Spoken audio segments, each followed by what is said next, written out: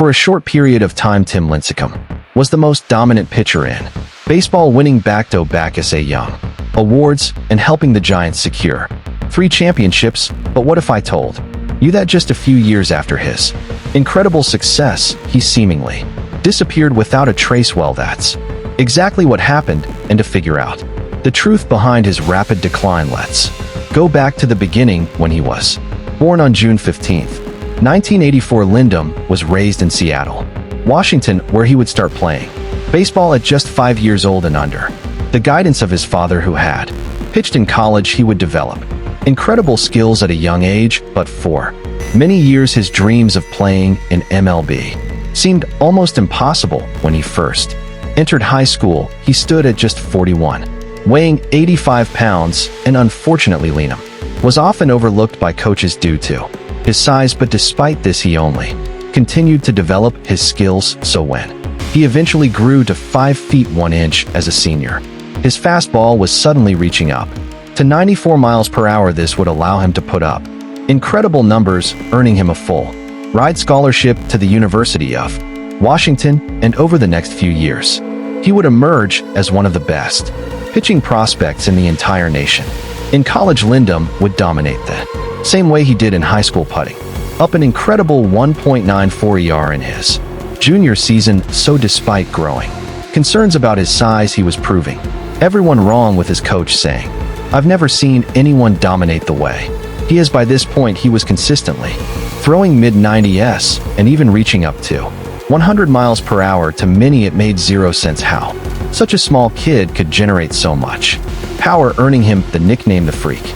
But it was thanks to this natural ability that in 2006 he was selected 10th overall by the Giants, and less than a year later the team decided to give him a chance. However, following his debut in May of 2007, it became clear that he still had a lot to work on. His first major league start did not go as expected, as he would allow 5 runs in less than 5 innings, and following that game, Giants general manager Brian Sabean made it clear that Lincecum would need to earn his spot on the team, saying, "This, you'd like to think he's up here for good, but there are no guarantees."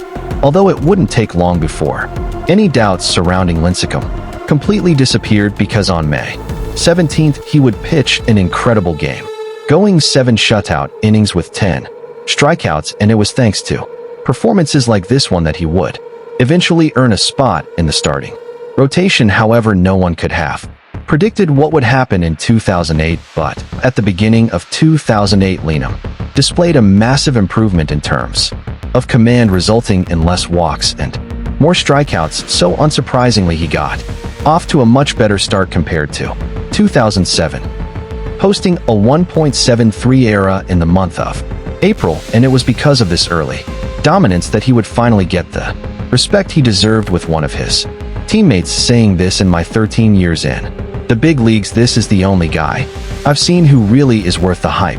On July 7th, he was featured on the cover of Sports Illustrated before being named an All-Star for the first time in his career. Lincecum would carry this momentum into the second half of the season, pitching his first complete game shutout on September 13th, and by the end of the year, he was leading MLB in strikeouts. So in only his second season, he was crowned the decisive winner of the Cy Young Award, and with this achievement, he had proven that despite his size and odd delivery, he was able to rival even the best pitchers in baseball.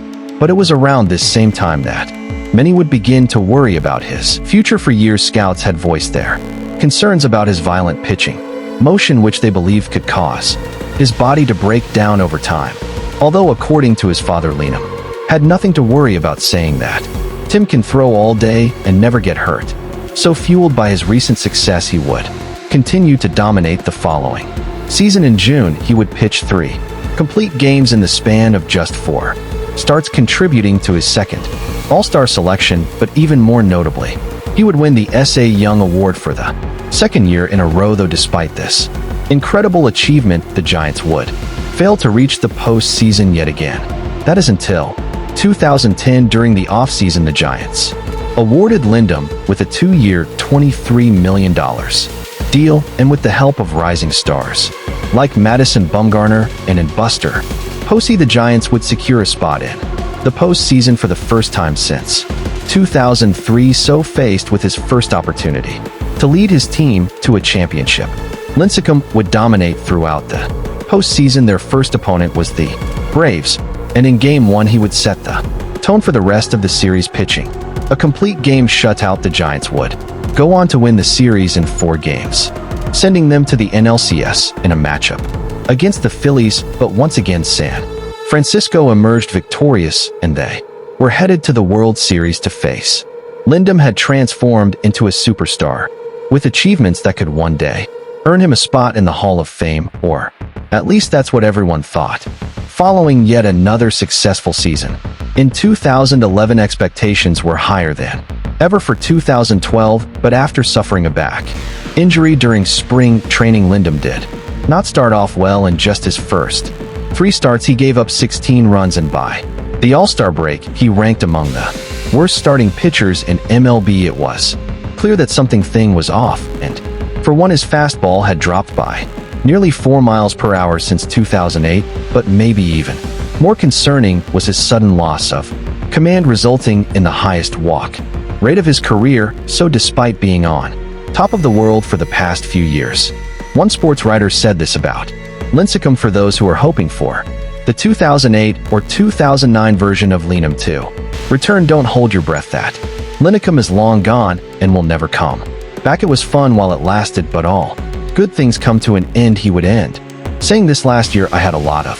questions. I was trying to change a lot of things at once, getting my mind back to a stable point where I know what I'm doing and why I'm doing it. I feel like my confidence is back. I have to get out there and prove myself. On July 13th, Lindom would have the performance of his lifetime against the Padres, pitching a no-hitter on a 148 pitches, though unfortunately this would not be enough to earn him an All-Star selection, as throughout the season he was far from dominant, and the same was true in 2014, because despite throwing another no-hitter, his numbers simply didn't justify a spot in the rotation. So with the Giants back in the hunt for a championship, Lindom would sit on the bench, and despite his absence, the team would make it all the way back to the World Series to face Kansas City, when in Game 2 he finally made an appearance. However, after facing just 5 batters, he would leave the game with an injured back. Nonetheless, San Francisco would end up winning in 7